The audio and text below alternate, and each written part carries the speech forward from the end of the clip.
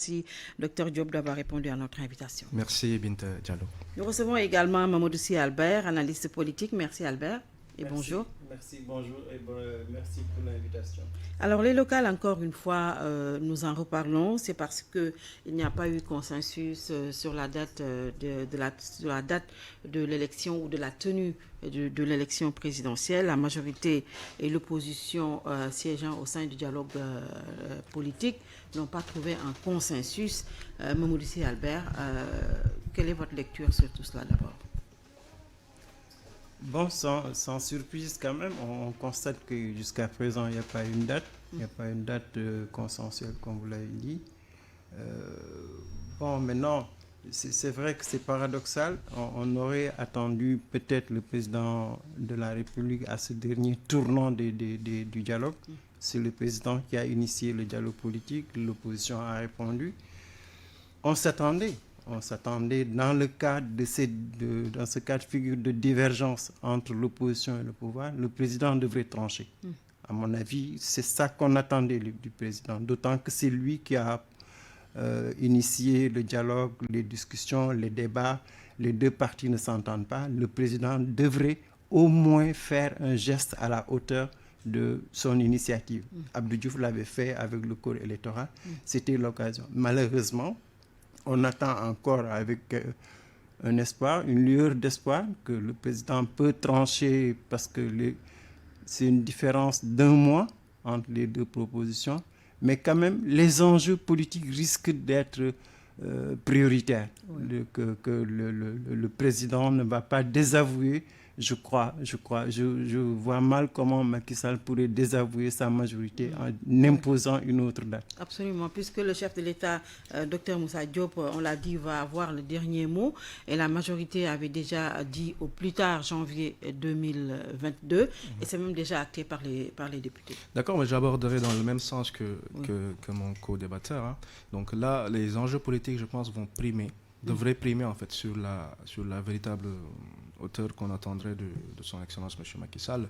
Donc les élections locales représentent quelque chose de fondamental en ce contexte bien précis, dans la mesure où ce serait un moyen de jauger encore l'influence ou la base de pénétration qu'auraient à la fois les partis de la majorité présidentielle comme les partis de l'opposition, en fait. Donc si on organise les élections locales assez vite, en cas par exemple de victoire du camp majoritaire, donc ce serait une assurance pour une réélection assez facile.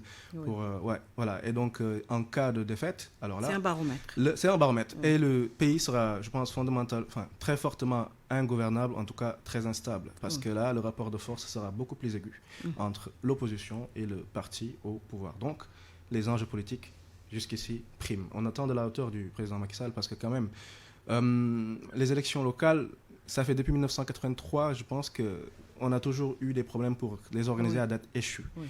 Et là, vu le contexte qu'on a traversé, les manifestations, toute l'instabilité qu'on a connue ces derniers mois, on attend de la hauteur et un sentiment vraiment ou un esprit vraiment au-dessus de la masse par le président. Oui, c'est parce qu'il y a un enjeu politique que les locales ont été reportées, mais 3 fois quand même. Albert, à qui profite ce report, selon vous? Bon, dans l'immédiat politique, le pouvoir profite parce que s'il y a un report, le président de la République aura le temps de faire face à une épreuve. C'est une épreuve terrible pour Macky Sall. On ne le mesure pas dans le débat politique, mais vous avez plus de 500 collectivités territoriales. Vous avez l'APR à placer, vous avez vos alliés, vous avez le Beno, vous avez ceux qui viennent d'arriver, qui ont rejoint l'opposition. Mais pour constituer des listes à partir de critères objectifs, ce n'est pas sûr que le président soit préparé actuellement à faire face à une telle épreuve. D'autant qu'il a, après son dernier remaniement, certaines grandes figures de l'APR sont parties. Il faudra gérer ce vide-là.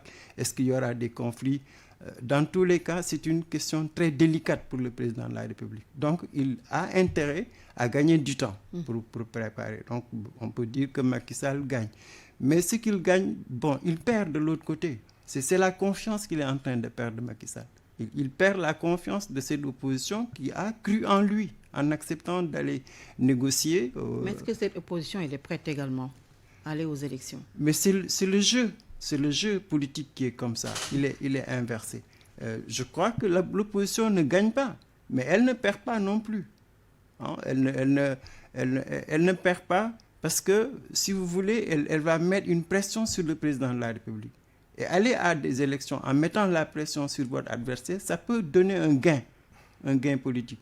Regardez, aujourd'hui, l'opinion retient que la majorité a peur d'aller aux élections.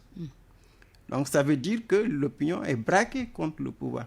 Et l'opposition peut effectivement mettre à profit cette posture de la majorité, mettre en place un dispositif pour exploiter la crise sociale qu'il y a, les tensions qu'il y a dans ce pays. Ça peut être positif pour l'opposition. Mais, encore une fois, c'est le même dilemme. L'opposition n'est pas suffisamment prête pour aller aujourd'hui aux élections. Parce que ça, c'est plus compliqué. Personne n'est prêt. Mais autant, aucun des camps n'est réellement prêt. Mais comme il y a le clientélisme politique, chacun essaie d'exploiter sa posture pour arriver à mettre l'autre en mal. Et je crois que c'est à ce niveau-là que tous les deux acteurs perdent. On est en train de, si vous voulez, de réduire l'élection à une expression trop banale. Oui. L'élection est banale. Absolument. Ce qui est important, c'est les disputes, c'est les négociations, mais pas le peuple. Le peuple souverain, aujourd'hui, il devrait être mis devant ses responsabilités. Moi, j'aurais vu, par exemple, si vraiment les organisations civiles sont conséquentes, ils auraient proposé un référendum. Un référendum. Que les Sénégalais disent, est-ce qu'ils veulent des élections locales à telle date, telle date, présidentielle, telle date. Parce que si on ne fait pas attention, le report peut faire basculer le calendrier électoral. Absolument. Et ça, je crois que les acteurs quand même politiques et l'opinion doivent l'opposition est prête, elle ne l'est pas, le pouvoir est prêt, il ne l'est pas, Dr Diop. Le pouvoir n'est pas prêt, mais l'opposition non plus n'est absolument pas prête parce qu'il faudrait quand même qu'on soit conséquent et clair. Aujourd'hui, il n'y a aucune raison de croire que l'opposition est bien représentée au-delà de Dakar. On a l'impression que c'est une opposition qui est fondamentalement restée à Dakar, qui passe sur les plateaux télé, qui propose des discours, etc. Mais au-delà de Dakar, qu'est-ce que c'est que l'opposition? Quel est son ancrage territorial? Donc, il y a fondamentalement, comme je disais tout à l'heure, c'est un baromètre. Et donc, ce baromètre-là peut être favorable ou défavorable à l'un ou à l'autre. Et ce qui est d'autant plus pernicieux, c'est que dans une démocratie qui est comme la nôtre, où l'élection est un moment fort en fait du régime, enfin de la vie politique. Alors, reporter encore une fois les locales ou tripatouiller à chaque fois le fichier électoral, etc., c'est une confiscation très simple de la volonté populaire. Voilà, donc les citoyens qui, à date échue, est convoqué dans un grand rendez-vous pour s'exprimer, on lui confisque sa voix. Alors, l'opposition, comme le pouvoir, pour le moment, ça les arrange, parce que l'opposition s'oppose et essaie de créer une image, au côté du peuple, etc. Alors que fondamentalement, c'est sauf que c'est l'opposition qui avait quand même posé comme condition et comme préalable l'audit du fichier et l'évaluation du processus. Donc, les opérations ont démarré. Et il n'y a pas que ces seules opérations. Alors, l'audit du fichier électoral, ça implique plusieurs choses. Ça implique de voir aussi, d'enrôler les nouveaux électeurs, par exemple, auditer aussi le processus électoral précédent, etc. Et ouvrir une procédure de contentieux où on va rectifier les erreurs, par exemple. Et donc, il faut laisser que ce processus aille jusqu'au bout. Maintenant, on voit mal cette opposition qui avait demandé l'audit du fichier électoral et que c'est cette même opposition qui est là en train de dire que non, le pouvoir, etc. etc. Donc, c'est un jeu qui les arrange pour le moment entre eux. Donc, en tous les cas, les élus, Albert, sont dans une illégalité totale, parce que le peuple les avait élus pour 5 5 ans. On a quand même entendu Sidi Ndiaye demander la mise en place des délégations spéciales. Est-ce qu'il ne faudrait pas penser quand même à mettre en place des délégations spéciales en attendant la tenue des locales? 3 reports, c'est quand même trop, hein? Oui, effectivement, 3 fois une élection aussi importante, c'est pas légitime. Oui. Un pouvoir politique qui reporte 3 fois, vous mettez en mal les élus locaux. Aujourd'hui, ils n'ont pas la confiance des populations. C'est clair que ça, le pouvoir met en place donc ces élus locaux. Maintenant, c'est vrai que c'est démocratiquement, c'est difficile à l'accepter. Mais sur le plan juridique, on ne peut pas ériger les délégations spéciales à l'échelle du pays. Les délégations spéciales, c'est dans des contextes précis. C'est quand il y a des problèmes de fonctionnement interne, des problèmes de malversation, mauvaise gestion. Dans ces cas de figure, on peut envisager une délégation spéciale. Mais là, c'est une entorse démocratique. Le président de la République, quand même, il devrait être beaucoup plus attentif. Quand il a initié le dialogue politique, l'opposition accepte de venir. On sort juste de la présidentielle. Et n'oublions pas qu'au sortir de cette présidentielle, pratiquement tous les candidats avaient rejeté la victoire du président. Ils n'ont pas reconnu Macky Sall. Oui. Mais Macky Sall réussit à les amener autour d'une table. Mais il devrait prendre un dispositif qu'au bout si vous voulez, puisque vous acceptez de reporter le local, vous acceptez de participer, quelle que soit l'issue, Macky Sall devait préserver la date. Aujourd'hui, si Macky Sall prend la parole aujourd'hui pour dire que je maintiens la proposition de l'opposition, c'est lui qui gagne. Parce qu'il aura respecté sa parole en invitant les gens à venir discuter. Il y a un minimum de consensus. Je vous rejoins. Mais Macky Sall ne perd absolument rien. Mais maintenant, ce qui risque de se passer, on va vers une année blanche. Parce que les politiques là, s'ils sont sûrs que Macky Sall a pris sa décision qu'il va reporter jusqu'en 2022, c'est-à-dire 2021, 2022, l'opposition va se ruer dans les bracards et mener la lutte au niveau des collectivités locales. C'est Macky qui va obliger l'opposition à faire des élections locales un thème de campagne permanent. Et ça, c'est pas bon pour la démocratie sénégalaise. C'est pas bon aussi même pour les projets que le gouvernement est en train de faire. Imaginez le climat qui va naître avec la politique de l'emploi. Les mairies vont jouer un rôle essentiel dans le projet du président. C'est sur 2 ans, sur 3 ans. Mais imaginons pendant 2 ans, des élus locaux illégitimes qui subissent la pression de l'opposition, qui exigent des élections. Mais c'est le chaos. Et je pense que le président ne devrait pas ouvrir cette porte-là, d'autant que les risques de reporter législatives sont énormes. Oui. Justement, c'est parce qu'ils sont devenus illégitimes, illégaux, que même si on ne peut pas mettre des délégations spéciales, il y a des spécificités pour ça. Est-ce qu'il ne faut pas trouver quand même des dispositions transitoires pour quand même mettre... en attendant mettre des délégations spéciales, pourquoi pas, pour permettre la transition. Donc, comme l'a rappelé mon co-débatteur, donc, les délégations spéciales obéissent à des contextes bien précis. On ne peut pas en mettre partout, à tort et à travers. Là, actuellement, on ne peut pas aussi continuer à proroger des mandats. Oui, mais là, ce sont les dispositions de la loi. Donc, ces maires et ces élus locaux qui sont encore en place sont dans la légalité. Maintenant, ils sont illégitimes. Ça, on s'entend sur ça, ils sont illégitimes. Là, le problème fondamental que ça pose, c'est aussi on remet le président de la République toujours au centre du jeu. Donc, l'hyper-présidentialisme dont on parle est là. Donc, normalement, dans une démocratie avancée, qui se respecte, le président de la République ne devrait pas s'occuper de ces questions-là. Donc il y a beaucoup plus de questions, beaucoup plus importantes en fait. La question de l'emploi, la question de la sécurité de nos frontières, la sécurité intérieure, la stabilité de ce pays, la stabilité au-delà du pays, et la question de la santé, la gestion de la pandémie, etc. Donc ça, c'est des questions fondamentales pour le gouvernement. Mais les élections, franchement, on devrait dépasser le stade où on pérore chaque fois sur des élections à organiser ou pas. Donc, voilà. Alors, l'enjeu de Dakar, qui est toujours quand même, Khalifa Ababacar Sall et Tahaou Dakar sont toujours quand même les maîtres incontestés de Dakar, même si l'ancien maire a été écarté. Aujourd'hui, est-ce que Khalifa pourra continuer à contrôler Dakar au vu de tout ce qui s'est passé?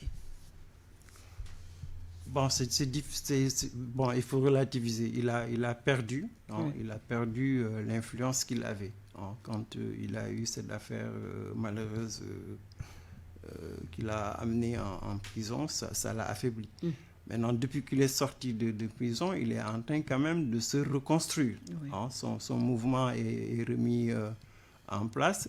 Lui, il essaye aujourd'hui de fédérer ce qui est fédérable au niveau de l'opposition. Et je crois que, en tout cas, au niveau de l'opposition, entre lui, PASTEF et PDS, Khalifa est le mieux placé pour revenir au devant de la scène de la région de Dakar. C'est l'ancien maire, oui. C'est un ancien responsable du Parti socialiste, c'est l'ancien responsable également des élections du Parti socialiste. C'est quelqu'un de il est très expérimenté en matière d'élection. Et Khalifa, si le PS a réussi à préserver son statut sous le règne de Macky Sall, c'est parce qu'il y avait une stratégie de proximité. Et Khalifa, au niveau de Dakar, c'est ça sa force.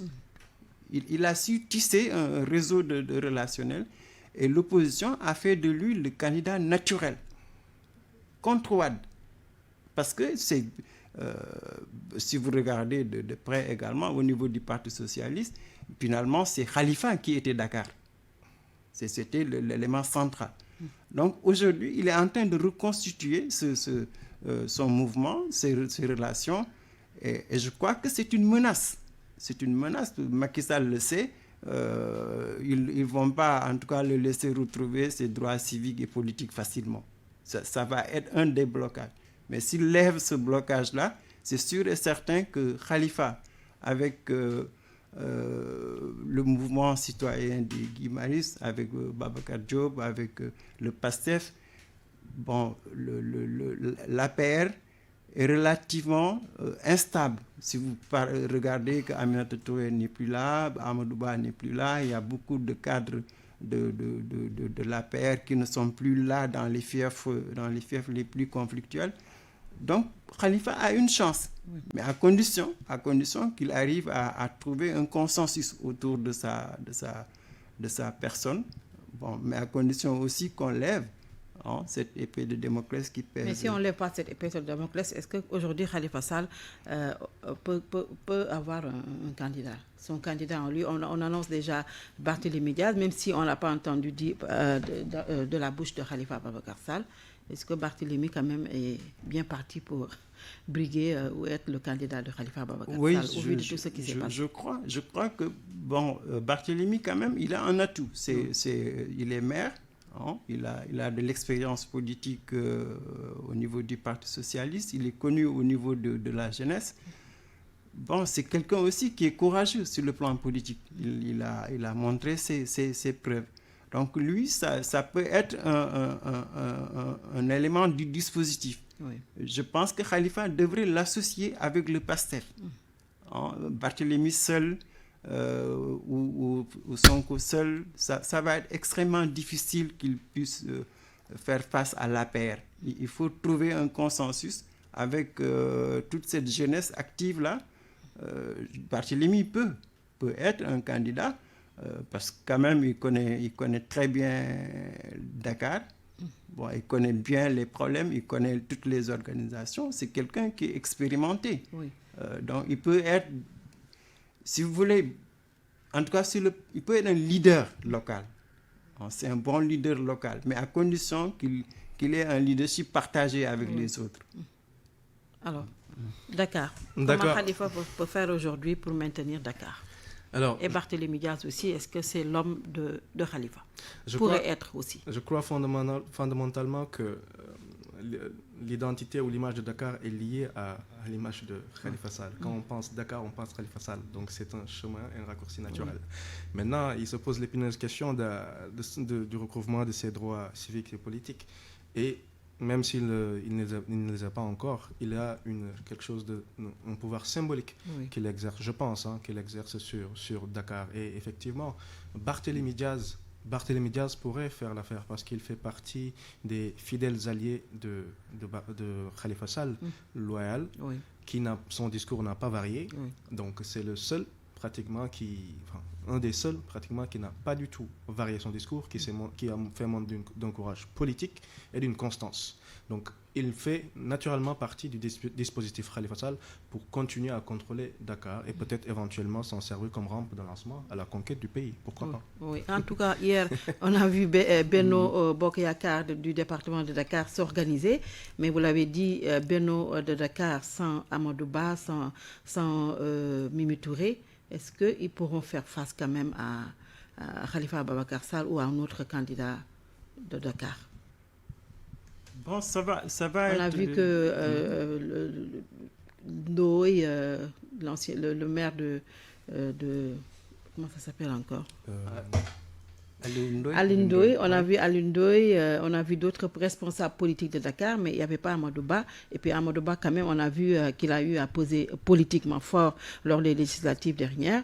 On l'a pas vu, on n'a pas vu Mimi Touré, même si Mimi Touré a sa base politique à Kaolack, mais elle est quand même de Grand Yoff. Est-ce que politiquement, Benno de Dakar peut poser? En tout cas, ça va être extrêmement difficile parce que la faiblesse de l'APR, justement, c'est que l'APR n'a pas un leader régional.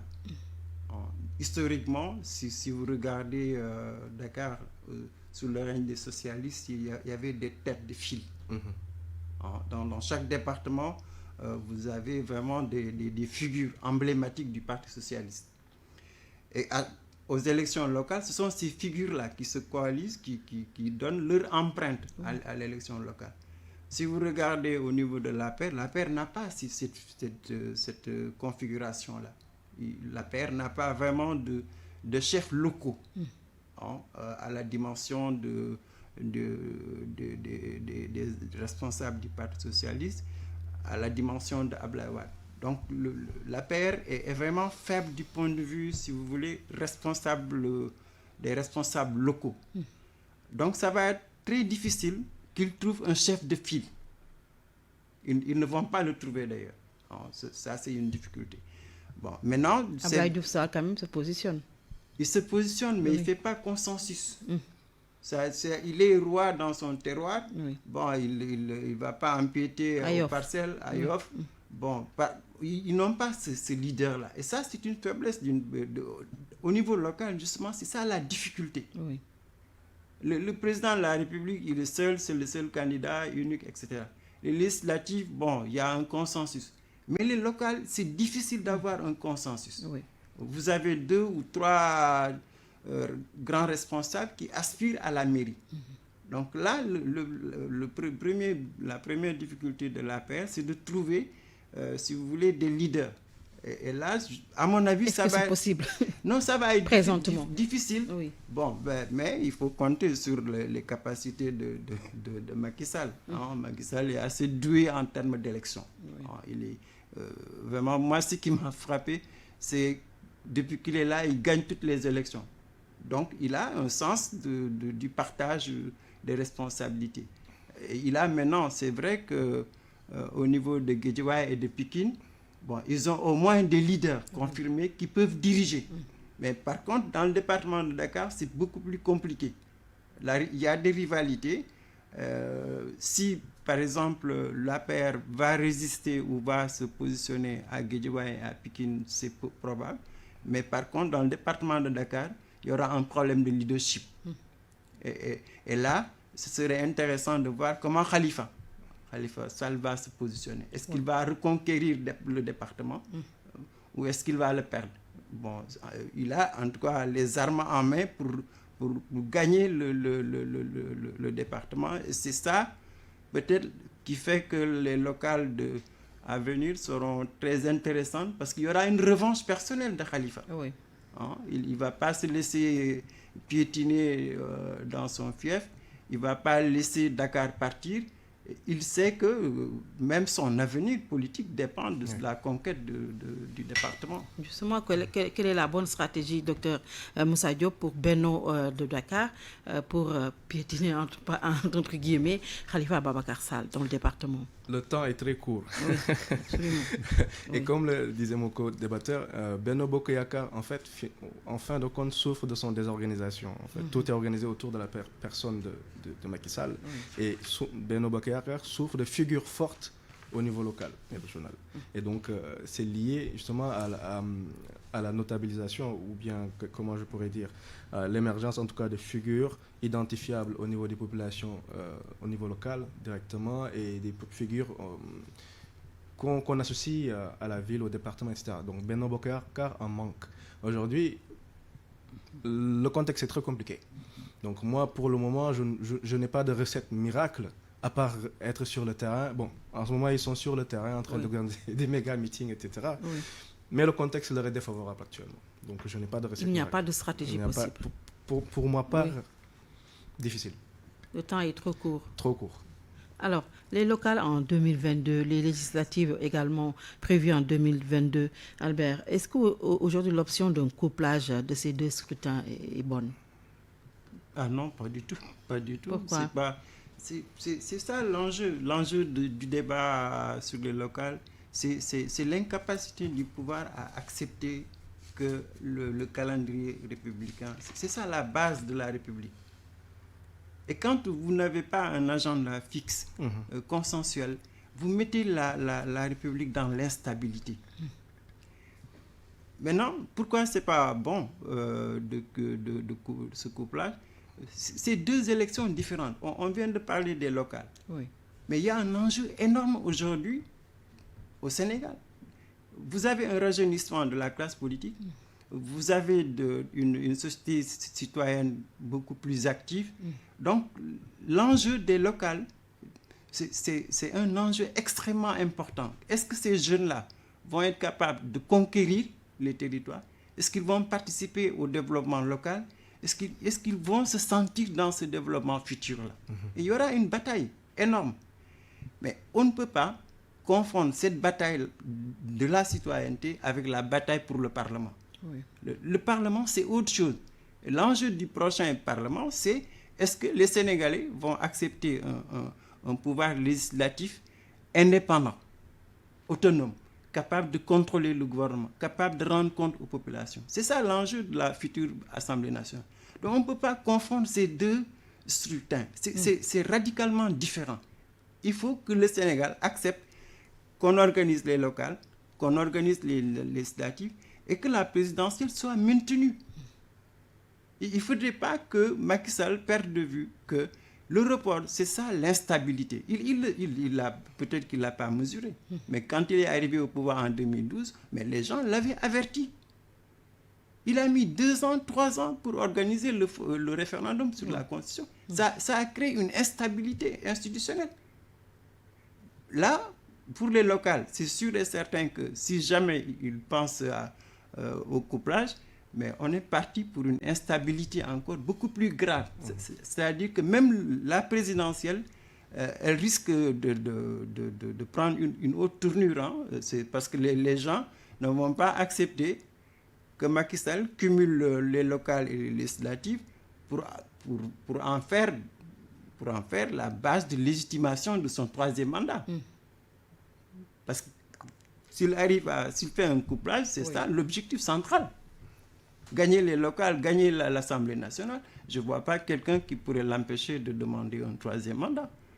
Oui, mais est-ce que c'est quand même Macky Sall n'est pas en train de dérouler quand même son agenda pour coupler les élections locales et législatives en 2022? Parce que nous avons quand même les législatives en 2022. Oui, alors déjà, il faut revenir quand même sur les effets d'un couplage local-législatif. Les locales et les législatives appartiennent à 2 registres de démocratie différents. Les locales, c'est une démocratie plus participative où le citoyen lambda peut participer dans le développement de sa localité, de son terroir. Les législatives, c'est à un niveau supérieur, c'est une démocratie représentative, on va dire. Où là, c'est dans cette assemblée-là dont on discute. Les lois, on contrôle l'action du gouvernement, etc. C'est 2 échelles différentes. Maintenant, si on les couple, ça va avoir un mauvais message, un mauvais signal. Ça va impacter sur la perception même qu'on va avoir de ce que c'est qu'une élection, de ce que c'est qu'une vote. Donc, comme je disais tout à l'heure, c'est une confiscation de la volonté populaire. Est-ce que Macky Sall déroule aujourd'hui son agenda Aujourd'hui, il n'a pas intérêt, en tout cas, à installer encore plus cette République-là dans l'instabilité, parce que déjà, en termes d'image, son image est fortement écornée. Il est pris comme quelqu'un qui n'a pas de parole, qui est fortement mu par des intérêts politiciens et non par les intérêts du pays. Donc l'opposition joue sur ce registre-là.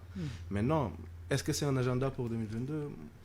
En tout cas, il n'a pas intérêt, en tout cas, à ce que ce soit un agenda véritable. Il faut que les locales soient organisées indépendamment des législatives, que ce soit 2 rendez-vous distincts, 2 rendez-vous où les citoyens vont aller s'exprimer. Voilà. On a quand même entendu un de ses soutiens, pour ne pas le citer, Seydou Diouf du PPC, quand même proposer le couplage des législatives et de la présidentielle en 2024. Est-ce que c'est la bonne option, 2024 présidentielle et législative, et 2022 locale? Non, je ne crois pas. Je ne crois pas que ce soit une bonne option. Le piège... Aucune option n'est bonne. Non, mais voilà, c'est ça la gravité de la situation. C'est-à-dire quand vous reportez, vous ne maîtrisez plus le calendrier républicain. Et le calendrier républicain, c'est ça la feuille de route du président de la République. Si vous n'avez pas de feuille de route, où est-ce que vous allez? Mais vous faites un pilotage à vue. C'est ce qu'on est en train de vivre, c'est un pilotage à vue. Un chef d'État qui dit « venez dialoguer ». On dialogue pendant 1 an. Mais le président, il ne peut pas ne pas envisager qu'il y ait des accords. Il ne peut pas l'envisager. Quand vous dites aux gens « venez discuter », mais prenons l'exemple d'Abdou Diouf. Abdou Diouf ne savait même pas ce que le code consensuel allait être. Il a fait confiance à ses hommes, il a fait confiance à son parti, mais son parti a négocié avec un PDS radical, pointu, expérimenté. Mais le ministre de l'Intérieur a parlé au président de la République, a parlé à l'opposition. Mais Abdou Diouf a écouté le ministre de l'Intérieur parce que c'est quelqu'un qui a de l'expérience, quelqu'un qui aime son pays, quelqu'un qui ne s'amuse pas avec les institutions. Il a donné son accord, prenez le code électoral, je ne retouche pas au code. Mais qu'est-ce qui empêche Macky Sall de voir que aujourd'hui, il suffit simplement que Macky Sall dise à l'opposition, voilà les points d'accord, maintenant la date que vous proposez. Mais s'il ne le fait pas, il va suivre le Benno. Mais l'opposition ne va pas croiser les bras pendant le reste de l'année. Il y aura une campagne permanente jusqu'à la fin de l'année. À partir de 2002, mais la campagne va commencer. Oui. Mais qui perd? Mais c'est Macky Sall qui perd. Parce que tu ne peux pas mettre en œuvre, prendre simplement le bon sens. Je mets 150 milliards pour gérer les questions de jeunesse. Est-ce que c'est pensable que tu puisses réaliser un projet pertinent de la jeunesse pendant 1 année alors que tout ton pays bat campagne pour les locales? Mais ça n'a pas de sens, c'est pas cohérent. Donc le président, à mon avis, il faudrait qu'il choisisse d'aller dans le sens de se rapprocher de l'opposition. Il ne peut pas ne pas faire avec l'opposition. Pour moi, c'est ça ma conviction personnelle. Aujourd'hui, le Sénégal est tellement conflictuel, c'est le président seul qui peut ramener l'unité. Mais pourtant, il a des expériences assez palpables. Il a appelé le dialogue, tout le monde est venu. Le coronavirus, il a appelé, tout le monde est venu. Mais qui gagne si ce n'est pas Macky Sall? Donc la stabilité, c'est d'abord le président de la République, c'est le calendrier républicain, mais c'est aussi la confiance. Il doit faire confiance à son opposition, pas récupérer. Moi, je ne suis pas d'accord avec la récupération des opposants. L'opposition, c'est constitutionnel, elle fait partie du jeu politique. Tu respectes ton opposition, elle te respecte, mais il y a des divergences, c'est naturel. Et je crois que, peut-être que c'est pas perdu si le président voit tous les enjeux. En tout cas, moi, ce que je crains personnellement, c'est l'instabilité dans laquelle le Sénégal va se mouvoir dans 1 an, dans 2 ans. Oui, couplage législatif et présidentiel, Dr Diop. Le calendrier républicain est une feuille de route essentielle pour la bonne vie de la démocratie. Donc on ne peut pas s'amuser à le manipuler à travers pour des intérêts bassement politiciens. Donc couplage, toutes les formes de couplage aussi, impossible. Il faut qu'il y ait des élections distinctes parce que c'est des valeurs distinctes. Voilà, c'est aussi simple que ça. Et couplage, Macky Sall y perd. Pourquoi? Parce que même s'il a organisé, il a appelé au dialogue national, c'est des dialogues qui ont un arrière-plan politique. Si ces dialogues étaient vraiment sincères, on ne serait pas dans une démarche de récupération systématique des voix de l'opposition. L'opposition est constitutionnelle, fait partie de la vie politique. Et aujourd'hui, on doit aller faire une forme de démocratie qui, au-delà de nos oppositions, se réunit pour les intérêts du pays. Voilà, c'est ça véritablement qui se pose comme question. Et Macky Sall, en termes d'image, a beaucoup plus à gagner en fait en jouant le rôle du père de la nation, celui qui stabilise ce pays. Voilà, pour terminer, enfin moi je pense qu'il ne va pas briguer un troisième mandat et il risquerait de faire basculer ce pays. Mais en tout cas, pour ce qui lui reste, pour tous les projets qu'il a entamés, pour les financements qu'il aurait débloqués, etc., pour réaliser quelque chose de fondamental et de palpable pour le pays, il faudrait que ce pays soit stable et on ne peut pas maintenir indéfiniment ce pays dans une logique de campagne. Pourquoi vous ne pensez pas qu'il va faire un troisième mandat? Quels sont les indices qui le montrent? Alors moi je pense que fondamentalement il a beaucoup plus à gagner à l'extérieur du Sénégal qu'en étant encore président, parce qu'il est encore jeune. Je pense qu'il a une carrière à jouer à l'international, notamment dans la sous-région. Il y a l'Union africaine qui l'attend déjà. Parce que le Sénégal, déjà, même si on a encore des problèmes de démocratie, on est encore sous-développé, etc., le Sénégal joue d'une bonne image et fait partie des pays leaders de la sous-région et qui a une bonne, quand même, tradition démocratique et qui peut arrimer le reste des pays de cette sous-région. Et Macky Sall a été d'un rôle fondamental dans plusieurs conflits qui ont eu dans la sous-région. Donc, il a beaucoup plus à gagner aujourd'hui à l'extérieur du Sénégal qu'en essayant de se maintenir coûte que coûte en tant que président, d'autant plus qu'il serait vraiment seul pour le coup. Il est déjà seul, il est en face du peuple en permanence et il perd. Alors, nous allons encore parler de Khalifa Ababacar Sall, parce qu'on a vu sa nouvelle posture depuis l'éclatement Adji Sarr, Ousmane Sonko, un Khalifa Sall quand même qui sort de son silence, qui est en permanence dans la rue, en train de entre visites de proximité, déclarations guerrières. Aujourd'hui, quelle analyse politique faut-il faire de cette nouvelle posture de Khalifa Ababacar Sall, qui avait choisi de se taire depuis qu'il est sorti de prison? Oui, effectivement, il revient au devant de la scène. À mon avis, il y a deux facteurs qui ont accéléré le retour de Khalifa. Il y a eu donc l'affaire de Sonko. Sonko a cristallisé les événements de mars. Il a eu le soutien de toute l'opposition et Khalifa a soutenu Ousmane Sonko dans cette épreuve. Maintenant, le deuxième élément, c'est qu'il a une approche quand même, l'analyse qu'il a faite de la situation post-affaire Covid, c'est que c'est une révolte sociale. Il l'a même répété récemment, c'est une révolte qu'il y a eu contre le pouvoir. Donc, si vous voulez soutenir Sonko pour dire que moi, je reste dans l'opposition, mais également dire que c'est une révolte sociale qui est là, c'est dire que je m'engage à faire face à cette jeunesse pour trouver une solution. Donc, l'ambition présidentielle de Khalifa est nette, elle est précise. C'est un candidat qui se prépare à aller en alliance avec Sonko, avec le Front pour la défense de la démocratie. Mais c'est quelqu'un aussi qui veut être président de la République. Donc, il est en train, en tout cas, de se reconstruire une stratégie. Ce n'est plus le candidat de Tahaou qui va à la présidentielle. C'est vraiment un candidat de Tahaou Sénégal, mais un candidat de l'opposition. Khalifa cherche une opposition qu'il va constituer s'il arrive à réaliser son objectif.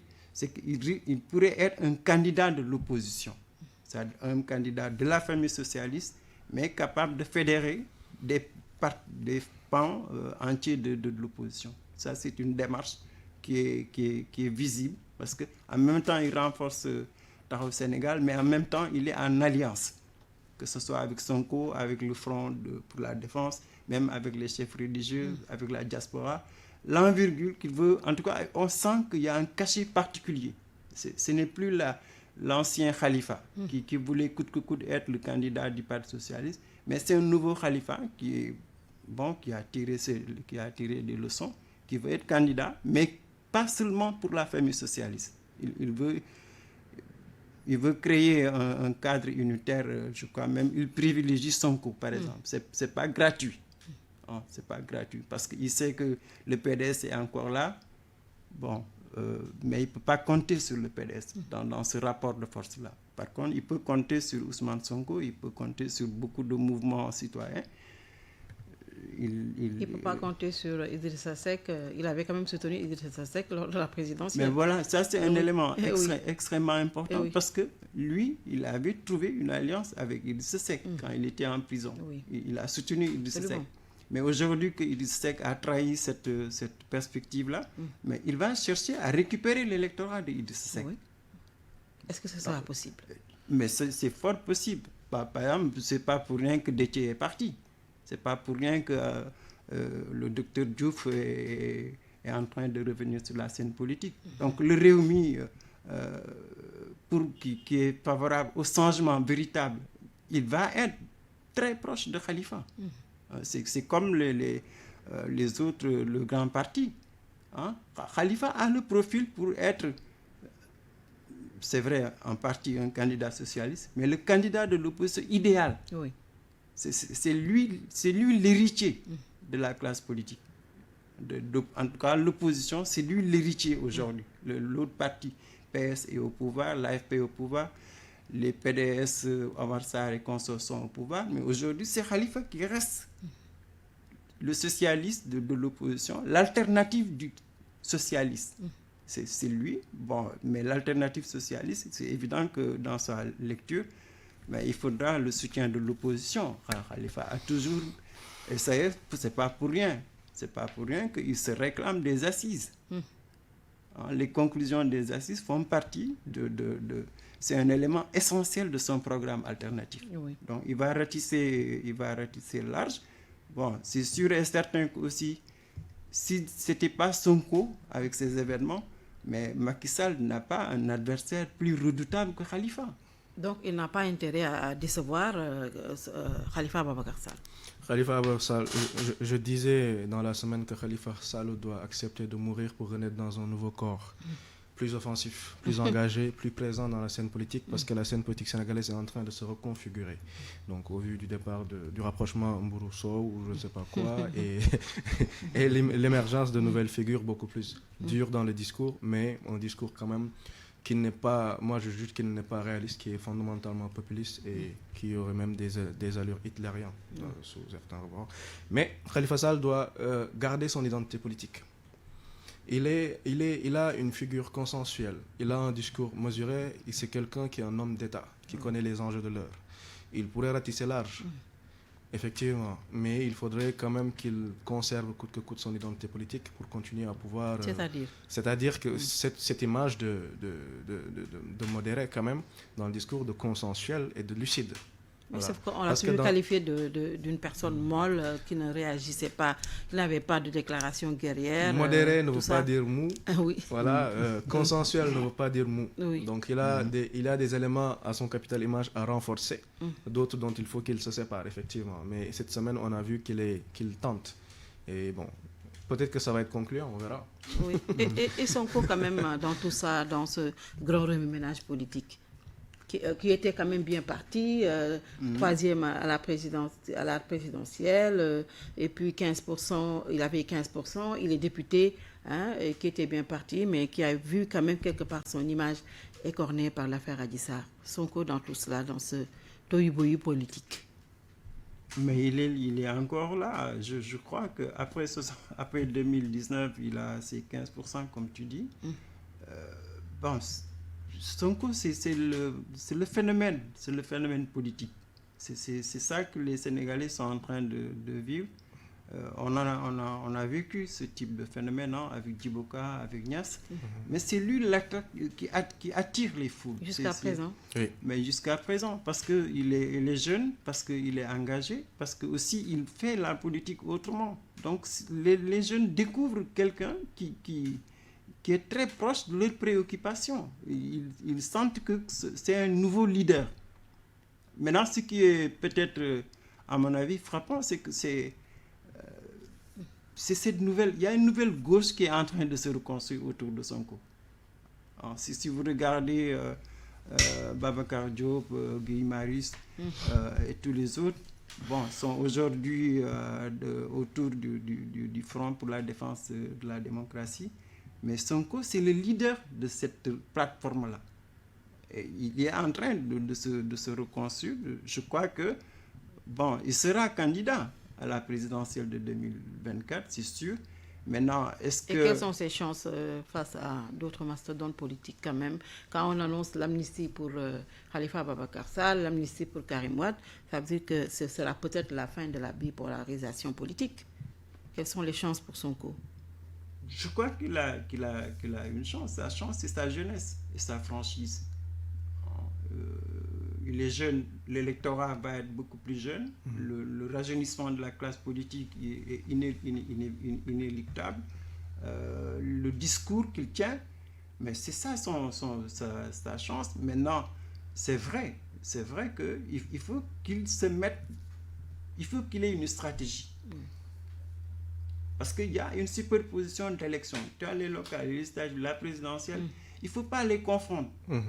Chaque élection, une stratégie. Il ne faut pas qu'ils confondent. La stratégie des locales, elle sera différente des législatives. Les législatives seront différentes de la présidentielle. Maintenant, l'ambition présidentielle, si jamais il fait l'erreur,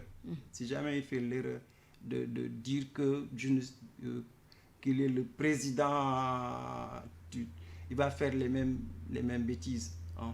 Excuse-moi du terme, Idriss Seck a fait les mêmes bêtises. Qui sera le prochain président? Idriss Seck était jeune, oui. Il a amené Wade au pouvoir, il a tout fait, c'était l'homme orchestre. Oui. Mais il s'est tellement pressé qu'il a été le grand perdant. Sonko ne doit pas être pressé. Il doit pas être pressé, à mon avis. Oui. Vraiment, il a des épreuves à prendre. La politique, c'est ça. Oui. La citoyenneté, c'est ça. On apprend par son expérience. Absolument. Et lui, il ne doit pas penser prendre le pouvoir par le sommet. Non, il faut prendre le pouvoir par la base. Oui, il faut ramper. Si le peuple le porte, c'est sûr et certain, 2024, c'est une bonne échéance. Mais pourquoi pas après? En tout cas, il est incontournable. C'est ça, dans les 10 ans à venir, Sonko sera au cœur du jeu politique au Sénégal. Sonko est incontournable même aujourd'hui parce qu'on est dans un pays qui est extrêmement jeune et Sonko, sa franchise politique, c'est les jeunes. Le fichier électoral va se rajeunir. On est en train d'assister au renouvellement de la classe politique, donc son rajeunissement aussi. Donc il a une carte à jouer. Maintenant, comme il ne faut pas qu'il soit pressé, voilà, donc s'il veut vraiment constituer l'alternative dont il parle, il faut vraiment travailler. Le pouvoir, ça se prend à la base, au plus petit échelon du pays, donc dans le niveau local, puis législatif, puis ramper. Et policier aussi son discours, parce que le Sénégal est aux phases d'enjeux extrêmement importants. Parler de souveraineté, c'est bien, mais il faut y mettre un contenu qui soit pertinent. L'économie, il faut la penser dans un monde globalisé, donc il n'y a pas d'isolationnisme possible. Et les discours populistes ne produisent pas le développement. Voilà. Il a une chance, il faut apprendre, il faut ramper. Et je pense il est déjà incontournable. Et il sera une figure majeure d'ici 2024 et au-delà. Merci beaucoup, Dr Moussa Diop. Merci à vous. Merci beaucoup à Mamadou Sy Albert, analyste politique. Merci Binta, merci beaucoup. Merci d'avoir écouté. Bon dimanche et à dimanche prochain, Inch'Allah.